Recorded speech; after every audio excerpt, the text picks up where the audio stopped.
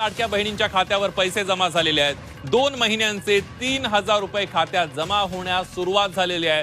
परत एका महिन्याचे 1500 असे 2 महिन्याचे 3000 रुपये लाडक्या बहिणींच्या खात्यावर जमा व्हायला सुरुवात झालेली आहे। आज अतिशय आनंदाची गोष्ट आहे की लाडकी बहीण योजनेचा जवळजवळ 1,60,00,000 आमच्या भगिनींच्या खात्यामध्ये 3000 रुपये त्या ठिकाणी जमा केलेले आहेत। ही योजना सुरू झाली त्यावेळेस ही योजना होऊ शकत नाही, कोणाच्या खात्यात पैसे जाणार नाही, 10% महिलांनाही पैसे मिळणार नाही, अशा प्रकारची वल्गना काँग्रेसचे महाविकास आघाडीचे नेते करत होते।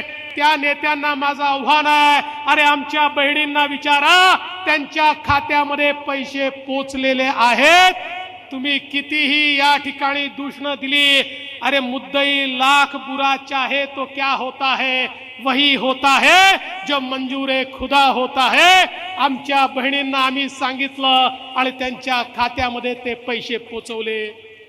पण लाडक्या बहिणींनो, मला तुम्हाला सवाल विचारायचा आहे, मला सांगा, आम्ही या ठिकाणी लाडकी बहीण योजना आणली, काही चूक केलं का? सांगा। ही योजना सुरू ठेवायची आहे ना, लाडकी बहीण योजना सुरू ठेवायची। आमच्या मुलींना मोफत शिक्षण आपण दिलं, ती योजना सुरू ठेवायची। शेतकऱ्यांना विजेचं बिल माफ केलं, योजना सुरू ठेवायची।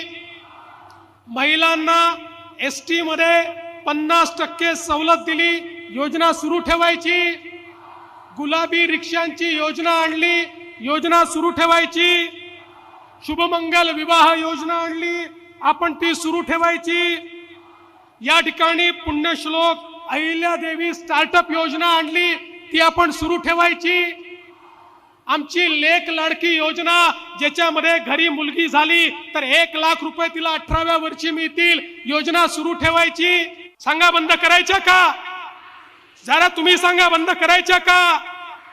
या योजना बंद नाही करायच्या, पण हे लोक या ठिकाणी कोर्टात गेलेत। पण माझ्या बहिणींनो, तुम्हाला एक गोष्ट सांगतो, जोपर्यंत तुमचा देवाभाऊ या ठिकाणी आहे, अरे हायकोर्टामध्ये मोठ्यात मोठा वकील उभा करू, आम्हाला या राखीची आण आहे। काही झालं तरी या योजनेवर स्थगिती येऊ देणार नाही, त्याकरता प्रयत्नांची शर्त करू।